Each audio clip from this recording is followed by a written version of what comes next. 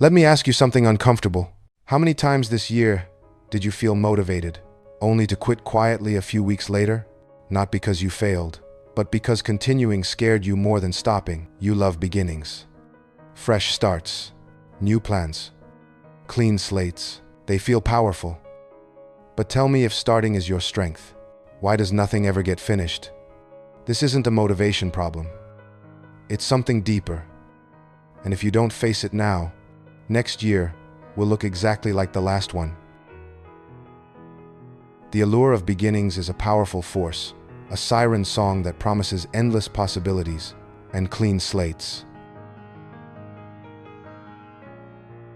We dive into new ventures with enthusiasm, fueled by the thrill of potential and the absence of past failures. This initial phase is safe, unchallenged, and brimming with the illusion of effortless success. However, this infatuation with starting often masks a deeper fear, the fear of confronting the messy, demanding reality of the middle. It's a cycle of perpetual restarts, driven by the desire to remain in the comfortable realm of potential, avoiding the vulnerability of being measured and the discomfort of sustained effort. This pattern, disguised as ambition, ultimately leads to internal exhaustion, a quiet acknowledgement of untapped capabilities and abandoned dreams. Be honest with yourself. How many projects have you abandoned this year? Not because of failure, but because the prospect of continuing scared you more than quitting. This year didn't end unfinished by accident. It ended exactly where you always leave things. You don't fear starting, you start all the time, eagerly embracing the new. What truly frightens you is what happens after the initial spark fades. Beginnings are safe havens, pristine and untouched by the complexities of reality. They're full of possibility and zero evidence of shortcomings. Nothing has challenged your identity yet. Nothing has tested your patience. You're still the person who could, untainted by the grind of actual work. But the moment you continue, fantasy collides with reality, and the demands shift. Reality demands consistency without applause, effort without immediate reward. That's where you hesitate, where the initial momentum falters. You tell yourself you'll come back when it's clearer, when it's cleaner, when it feels right. But that's not discipline. That's delay wearing standards as a mask. Deep down, you already know how to begin. It's your comfort zone. What truly scares you is staying long enough to be measured, to be judged. The middle is where things slow down, where progress becomes incremental and boring, where effort stops being impressive and starts being simply necessary. And that's where you disappear, slipping away before the real work begins. Not because you're weak, but because the middle strips away the illusion that you're special just for starting. That potential is enough. In the middle, you're not potential anymore. You're just someone doing the work. And your ego hates that, resents the ordinariness of sustained effort. So you restart, again and again, chasing the high of a fresh beginning, calling it raising the bar, calling it waiting for the right time. But it's just a sophisticated form of avoidance. Perfectionism isn't excellence. It's fear, plain and simple. Fear of being seen while you're still becoming, still learning, still imperfect. Fear of being average before you're good, of not immediately standing out. Fear of staying when motivation is gone, when the initial excitement has faded. Perfectionism promises safety, a shield against criticism and judgment, but it quietly steals momentum, eroding your progress with each restart. Every time you stop early, you don't just pause progress. You teach yourself something dangerous, that your commitment only lasts as long as excitement does. That effort is conditional. Over time, this creates exhaustion, not physical, but internal, a deep weariness of the soul, because a part of you knows you're capable of more, of seeing things through. And you keep walking away from it, sabotaging your own potential. Now the year is ending, and the calendar is about to change, offering the illusion of a fresh start. But here's the truth no one wants to hear. If you bring the same behavior into the new year, You don't get a new beginning. You get a repeat, a continuation of the same cycle.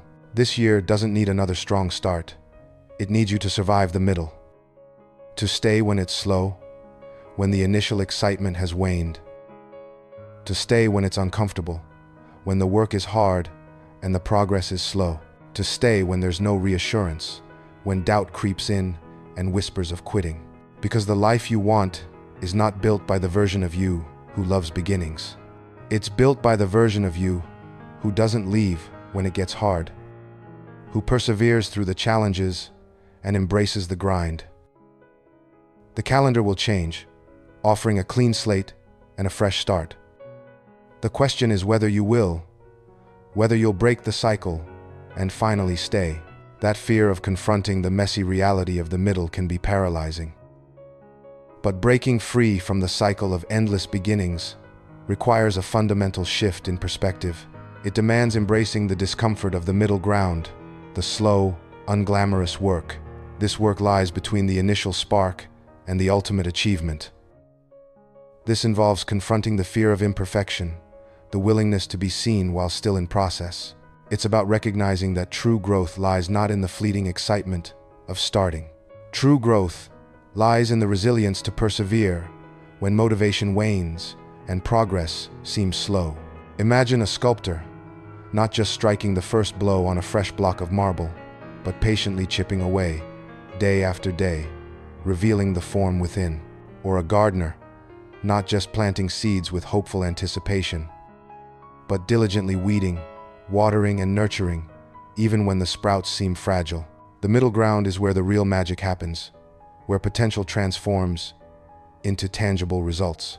It's where we learn to navigate setbacks, adapt to challenges, and refine our skills. It's where we discover the depth of our commitment and the strength of our resolve. Think of learning to play a musical instrument. The initial excitement of strumming a few chords quickly fades as you encounter scales, finger exercises, and the frustration of missed notes. It's in the persistent practice, the hours of repetition, that mastery is forged. The new year offers not a fresh start, but a continuation. It is an opportunity to cultivate the discipline to stay, to endure, and to build the life we desire, brick by brick, even when the applause fades.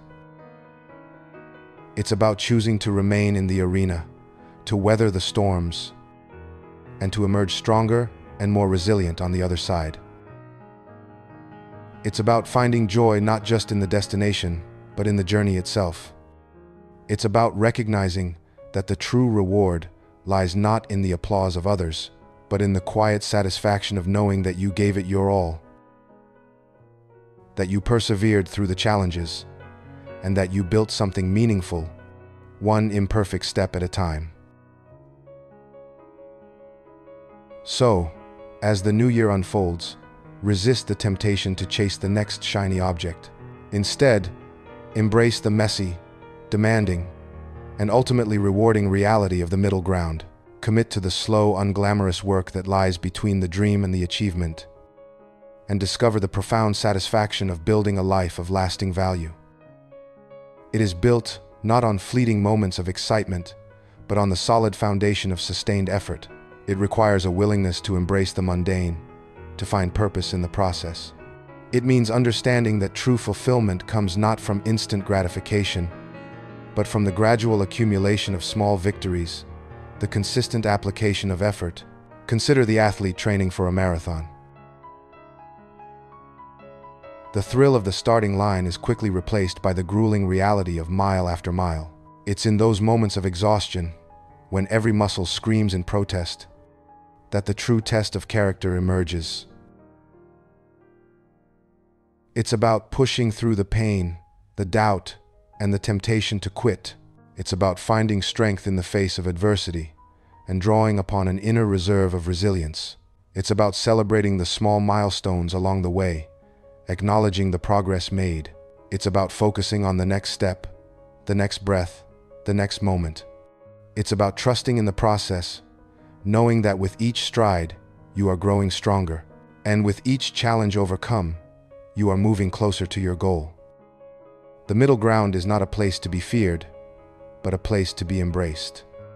It is a crucible where dreams are forged, where character is tested, and where the seeds of lasting success are sown.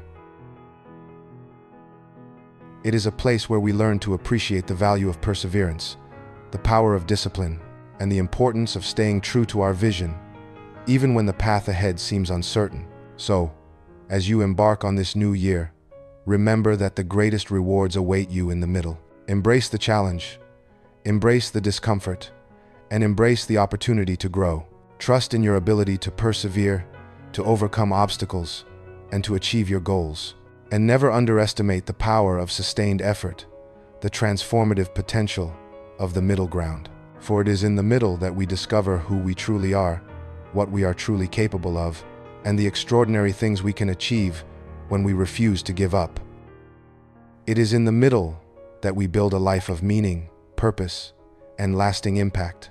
It is in the middle that we become the best version of ourselves. It is in the middle that we truly thrive.